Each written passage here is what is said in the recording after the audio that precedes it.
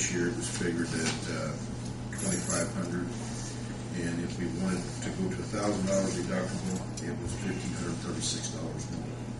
So they chose to go $1,000 deductible instead of $2,500. What were we last year? 151. 2,500. We saved $28,774. Yeah. Last year's. So between last year and this year, we've saved about $120,000 in insurance overall. I'm getting additional quotes and things. Property insurance went up just a little bit because of the additions to the sewer department. New building and the wastewater, the water plant as well. Yes. And the way that works, it will be divided out, and the utilities companies will pay for their insurance, their portion of it, different items. The other thing we had was the 4th of July parade. For years, they've never shown up to the city to try to get the streets closed. It's just a thing that always happens. Kind of like the fair parade. We still haven't heard anything from them. That's been a couple of weeks or so.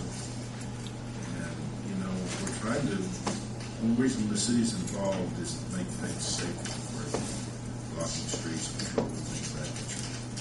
And if they don't talk to us, we can't help them. So we'd like for them to at least come prior to the parade and let us know what's going on, what streets they actually need closed, so we can't help them, because the 4th of July parade's been the same route for years. What happens if they decide to change it someday? So that's one reason we're asking. We got procedure to go through now, you know, and that way it's just for safety. What it is. And do we find out who's in charge of it so that we can let them know that we need to know? Well, when I got my hair done today, I talked to Marcia, and she made me call to the president and to everybody she knew was on the committee, and couldn't get anybody. Yeah. Yeah, it is TriCap, but the president, she thinks she might be on vacation or whatever, but she could not get anybody to help for the meeting tonight. And I explained it to the board work, to the mayor, and that Gus recently started this parade 75 years ago, and it's made basically for the young children. You know, it's not for campaigns, and they don't like to have it going in because the children getting all of their bicycles and stopping, you know, just to pick up candy. But they do want to continue to politics. They do, you know, that's the street is North Franklin, part of North Franklin, from about Central up and around on the north side, and part of East Broadway, North Broadway to Killen County, like it's always been, and they would like to have that extended, because that's just done for so many years. But I explained to her what the board was wanting, and the mayor would like to have, so she can get the information to them, and also that the mayor would like to have the VFW and color guard always on the floor.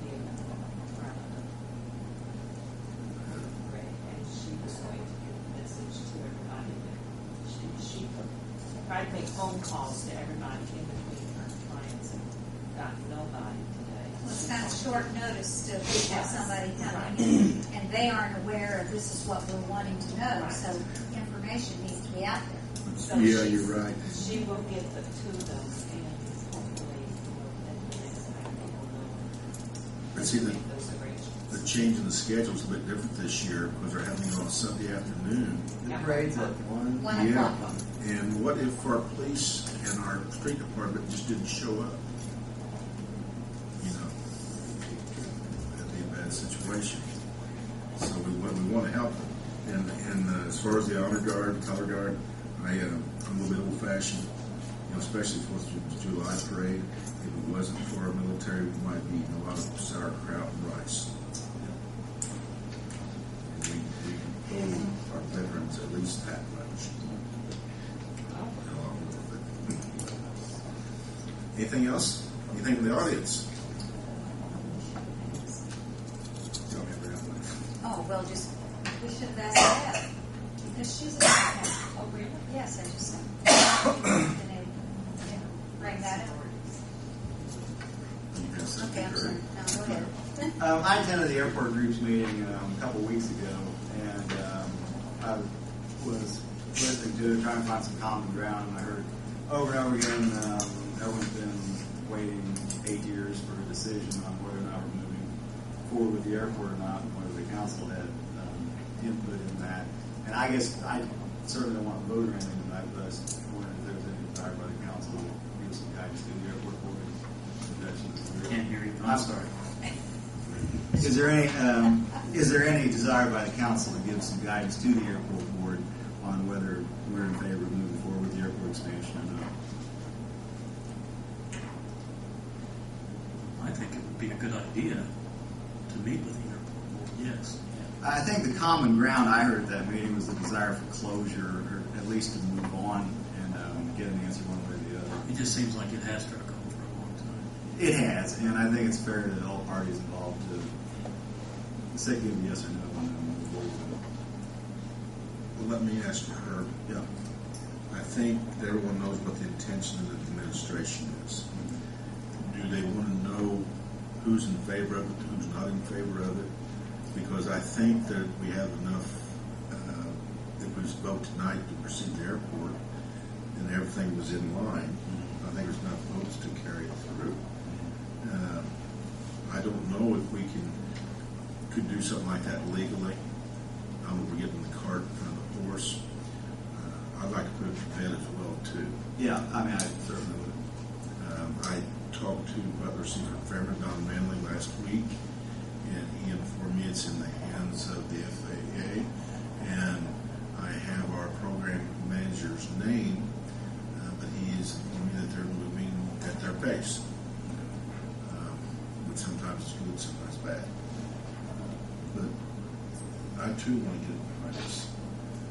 I don't know how far we can go if we could actually do a vote other than show the people on the airport board, Board of Aviation, that we do support them. You know, one thing I could think we could even have a vote on. That'd be right, Bryce. Vote of support. I don't know if they have. We can't hear you, Jerry. Sorry. If you voted on it and you were ahead of the curve as far as FAA regulations went, I mean, you can't authorize what you can't authorize. At the end of the day, the FAA is going to be the one calling the shots. If you did vote in favor for it, it would be a pretty considerable gesture for the airport board and the people of Greensburg, but And the FAA. and the FAA, but as far as having any kind of binding effect. Moral support. Yeah, I mean, that was what I would think. It's been my question all along. When would something come to the council? What do we have control over, if anything? I know they have some kind of it's not an authority, but it is an authority.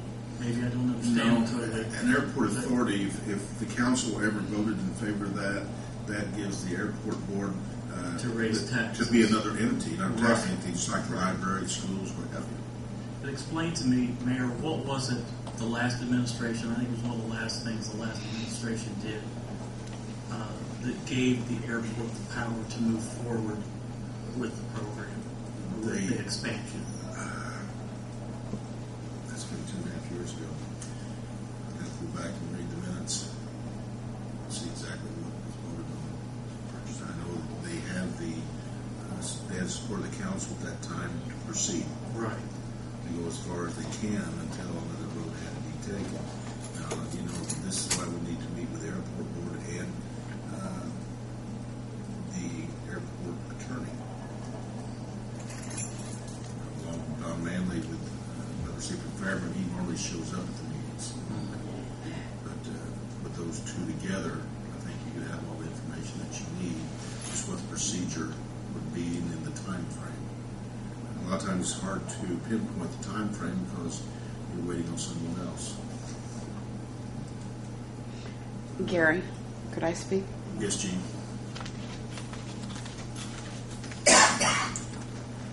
I think what the public would like to see is just an indication